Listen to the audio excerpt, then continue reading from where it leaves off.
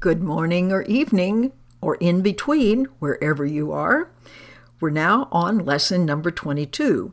What I see is a form of vengeance. That's what I'm seeing with my eyes and hearing with my ears. And remember how it is that whatever is out there, I put out there to see.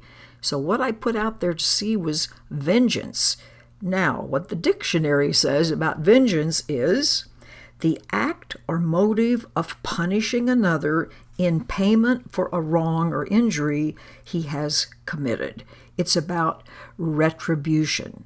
So it says, now once you're projecting your anger into the world and you're making the other people and situations wrong, what you will see is vengeance coming back at you. In other words, all of the things that seem upsetting and disturbing and an attack on you seems to be coming at you from all directions. Now, once we feel like we're attacked, then absolutely I have the right to attack back. If that, we'll look at the next door neighbor with the barking dog.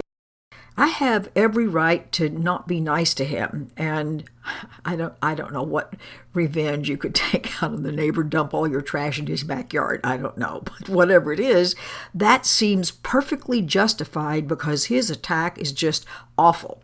So of course, if you do that, he might decide to burn your house down, and things will go worse and worse and worse. It says you'll just get yourself involved in a vicious circle of attack, defense, counterattack, until that's all you've got in your life. People or situations that seem to be interfering with you and your safety and your happiness and your peace of mind, and darn, because they've done that, I have the right to attack them back as well.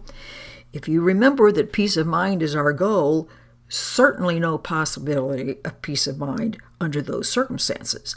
This is a savage fantasy from which we really do want to escape. And it says, isn't this great news to know this isn't real? That a happy discovery to find that you can escape, and that what you would destroy, you made.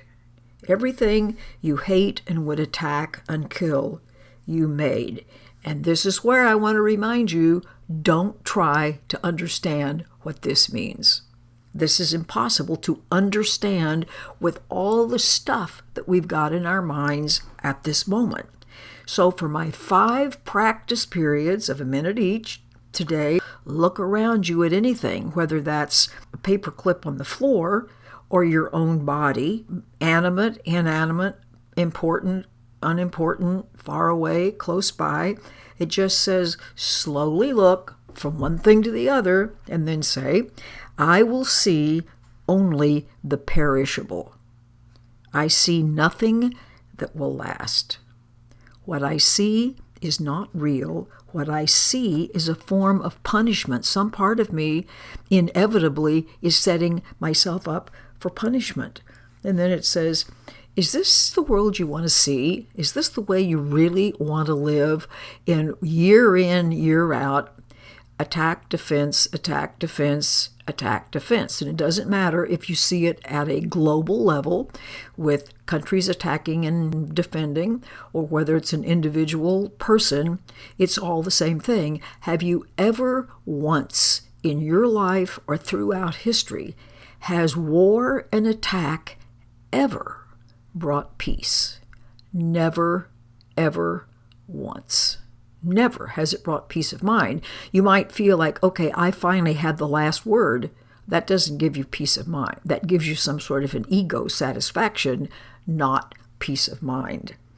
Now, remember, don't try to understand, just practice. Just get used to the idea of, oh, this is really great news, that this is not actual reality. This is something I'm seeing as a result of attack thoughts in my own mind, of anger thoughts in my own mind. Remember, we've said earlier that what you see in the world is exactly equivalent to thoughts in your mind.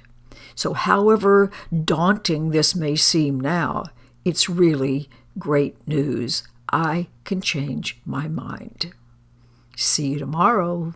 Bye.